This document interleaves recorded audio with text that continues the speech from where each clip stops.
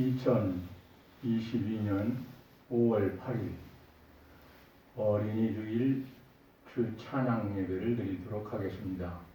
성경 말씀은 데살로니가전서 5장 19절에서 22절에 있는 말씀입니다. 지금 찬양 예배는 데살로니가 전후서가 강해되고 있습니다. 데살로니가전서 5장 19절에서 22절까지 같이 읽겠습니다. 성령을 소멸하지 말며 예언을 멸시하지 말고 범사에 헤아려 좋은 것을 취하고 악은 어떤 모양이라도 버리라. 아멘.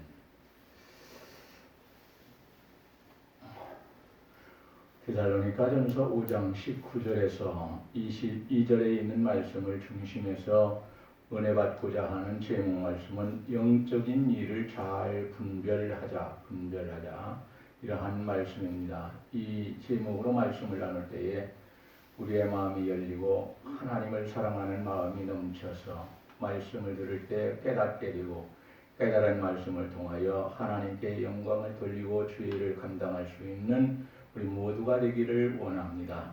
하나님께서는 바울 사도를 통해서 데살로니가 교회 성도들에게 계속해서 권면을 합니다. 권면이란 말은 우리가 잘 알고 있는 것처럼 권한다, 격려해서 힘쓰게 한다, 이러한 말을 권면이라고 합니다. 이러한 권면이 없다면 신앙생활 하다가 이 시험이 들어서 실족하고 낙심한 사람들을 일으켜주고 다시 열심내서 하나님의 일에 힘쓰게 만들어줄 수가 없게 됩니다. 그러니까 모든 교회, 모든 가정, 모든 사회단체 어디에든지 은혜로운 권면은 어디서나 항상 있어야 하고 은혜로운 권면을 할 줄 아는 사람이 있는 곳은 참으로 복된 사람들이라고 말할 수 있습니다. 초대교회 교부였던 크리소스톰은 언제 어디서나 항상 기도해야만이 하나님께서 도우신다고 했습니다.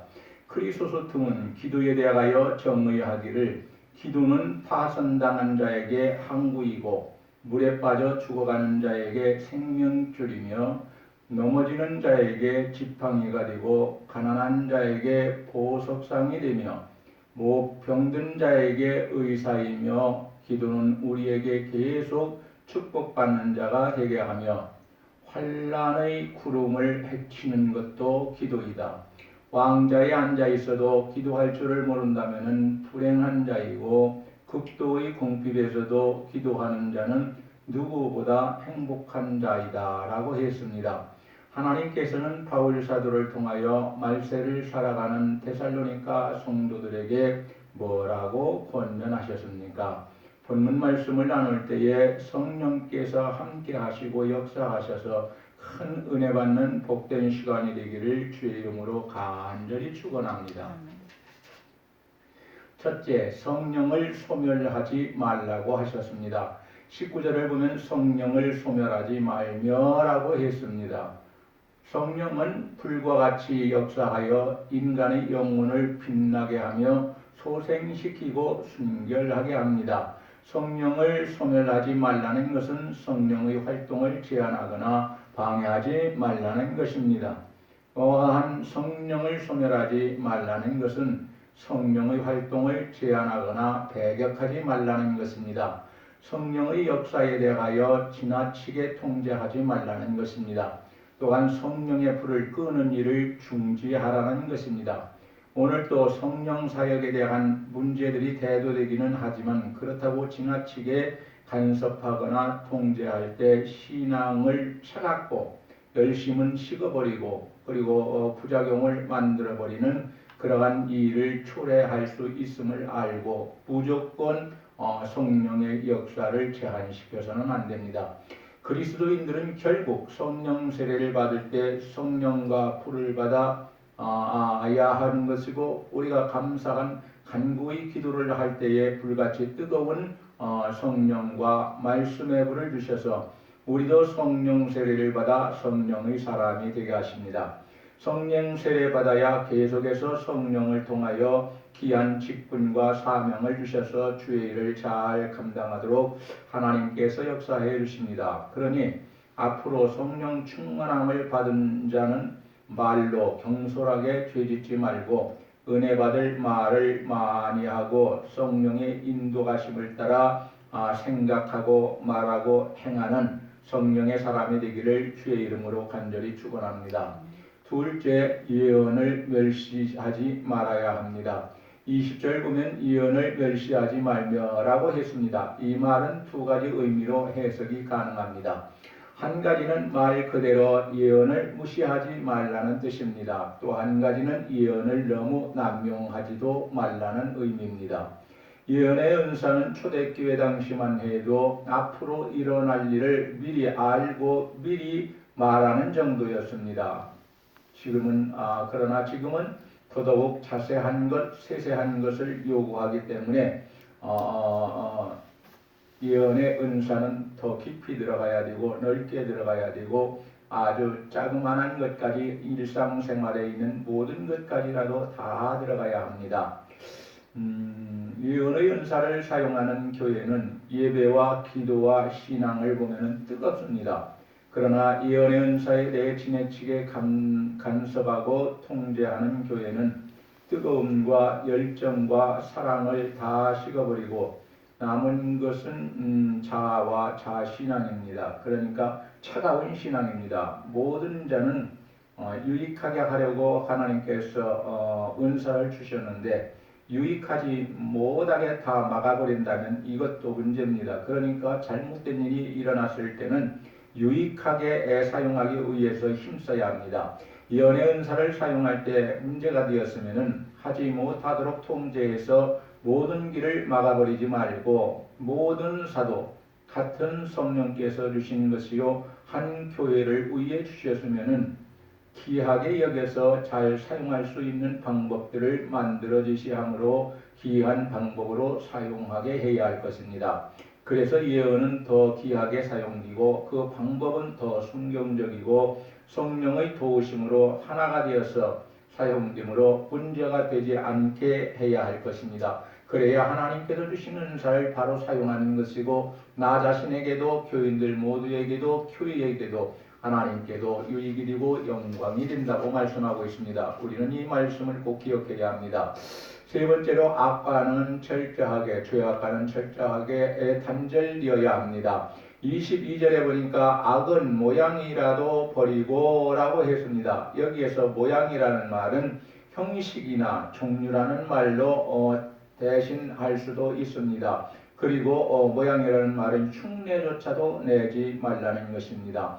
즉 악이라고 여겨지는 그 어떤 것들과도 관계를 맺어서는 안 된다는 뜻입니다.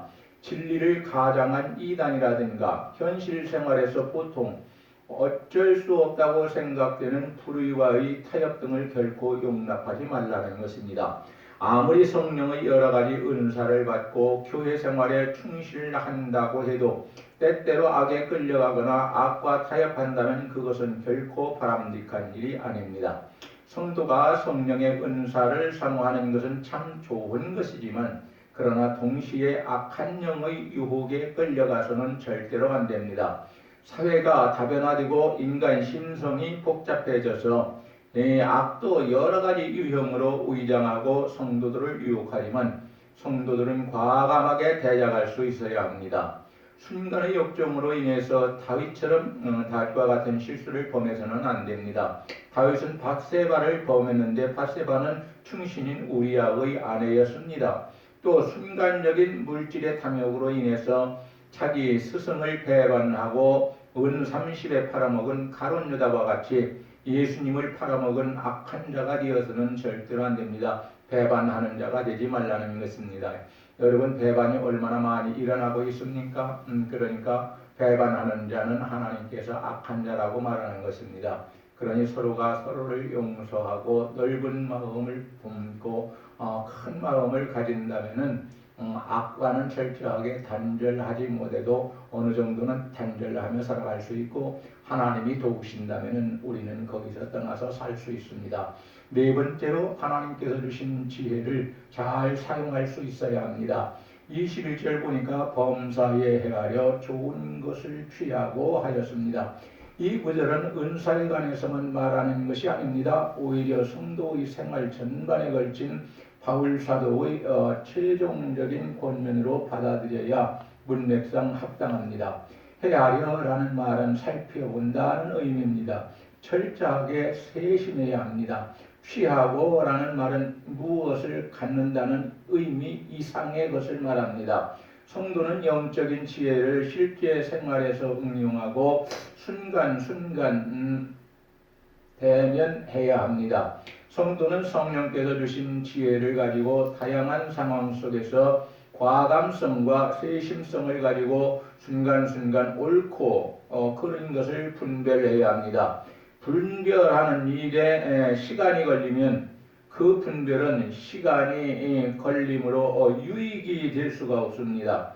그러므로 옳고 그른 것, 선하고 악한 것, 해야 할 것과 버릴 것, 이것들을 순간순간 바르게 분별하여 선을 쫓아야 합니다. 악한 것은 그리고 버려야 합니다.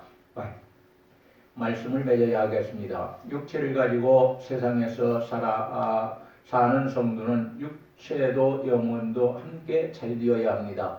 육체가 잘 되려면 육체의 일을 잘 분별해야 합니다. 육체의 일이 잘 되려면 육체의 일을 잘 살펴야 합니다. 성령께서 주신 은사가 좋은 일에 사용되고 영광이 되며 성령의 역사가 성령의 역사하심이 일어나려면 지금도 성령께서 역사하심을 우리가 기억해야 하고 또 성령의 도우심이 있어야만 은사로 인한 역사가 나타나는 것도 믿어야 합니다. 성령이여 이 시간 여기로 오시옵소서. 함께 하사 하나가 되게 하여 주옵소서. 하나님 이제 여기로 옵니다. 우리는 교회로 왔습니다. 죽을 자는 살려주시고 하나님께서 오시옵소서. 아픈 자도 많이 준비하고 있습니다. 아픈 자들을 고쳐주옵소서. 주의 능력의 역사가 우리 교회에 일어나기를 원합니다. 주의 능력과 권능이 필요한 양떼들이 많습니다. 가난한 자가 부자가 되게 하시고 주의 능력과 권능과 권세를 허락해 주옵소서. 성령의 능력과 권능이 오셔서 역사하여 주옵소서. 하나님의 권세로 써주시고 신령한 은혜 아래 은혜와 능력자가 되게 하옵소서. 할렐루야. 믿사오니 이 시간 하나님 오셔서 뜻을 이루어 우리들에게도 놀라운 역사들이 일어나게 하옵소서. 아멘. 기도하시겠습니다. 하나님 감사합니다. 성령의 은사를 받아서 우리가 하나님께 영광이 되고 교회에 유익이 되어야 한다고 합니다. 또한 나 자신에게도 다른 사람에게도 유익이 되도록 사용되어야 한다고 말합니다. 아버지 하나님 감사합니다. 항상 기뻐하고 쉬지 않고 기도하라고 말씀하시더니 이제는 또 여러 가지 지혜로운 은혜를 허락하셔서 순간순간 옳고 그른 것을 분별하여 그른 것은 버리게 하시고 옳은 것을 취하여 살아갈 수 있는 저희가 되도록 역사하여 주옵소서. 아버지 오늘 이렇게 아버지 영상 예배로 드리기 위해서 아버지 하나님 미리 녹음합니다. 하나님 함께 하시고 이 녹음한 것이 죄가 지지 않게 하여 주시고 하나님의 뜻을 알려주고자 하는 사무치는 마음으로 전하는 것이 되게 하여 주옵소서. 예수님의 이름으로 기도하옵나이다. 아멘. 이제는 예수 그리스도의 은혜와 하나님 아버지의 무한하신 사랑과 성령님의 감동하심과 충만케 하심과 깨닫게 하심과 교통하여 주시는 역사가 오늘 이 자리에 모여 하나님 앞에 예배드리는 귀한 자녀들 위에 우리 교회를 이루고 있는 사랑하는 성도들 위에 아버지 하나님 우리 교회를 돕고 물질로 도와주고 기도로 도와주고 부족한 종을 또 위해서 기도해주고 많은 일을 감당해 주시는 그 많은 분들 위에 이제부터 영원 무궁토록 함께 계실지어다. 아멘.